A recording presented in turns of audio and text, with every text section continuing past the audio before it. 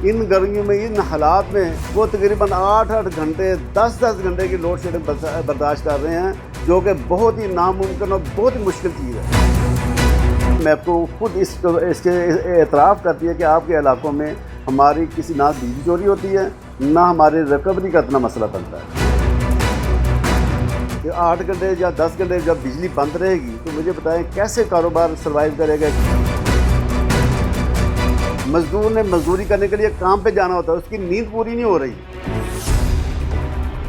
जनाब वज़ीर आज़म, आप डॉलर्स के लिए धक्के खाते फिर रहे हैं, लेकिन जो आपको ऑलरेडी डॉलर दे रही है इंडस्ट्री, आप उसकी ज़रा तवज्जो क्यों नहीं दे रहे?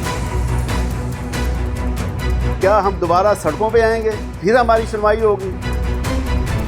खुदा रहा इससे पहले कि लोग तंग आमद बजंग आमद, आप खुदा के लिए फौरी तौर पर एक्शन लें। जो जिम्मेदारान हैं उनको कड़ी से कड़ी सजा दें। Abdul Khaliq Indil Ansari, president all Pakistan power association. Multan में जो हमारी इंडस्ट्री है ये छोटी नहीं है, काफ़ी बड़ी इंडस्ट्री है और इससे लाखों लोगों का रोज़गार वाबस्ता है। और इस वक्त जो लोड शेडिंग की पोजीशन है वो ये है कि जो हमारी जो ऐलानिया लोड शेडिंग है ना, वो तकरीबन 4 घंटे से 5 घंटे है। उसके बाद गैर ऐलानिया इसके अलावा है। फिर इसके बाद जो मेन मसला है ना हमारे लिए, वो है टेक्निकल फॉल्ट के नाम पे जो लोड शेडिंग की जाती है, घंटों बिजली बंद की जाती है। हमारे इलाकों में लैंड लॉसेस कम है, हमारे इलाकों में 100% रिकवरी है। इसके बावजूद जब हमारे साथ ये सुतीली माँ का सलूक किया जाता है कि हमारे ट्रांसफार्मर कई दिनों तक बंद रहते हैं, और इलाके वाले बेचारे बहुत परेशान हैं कि उसकी वजह से हमारी इंडस्ट्री बंद हो रही है।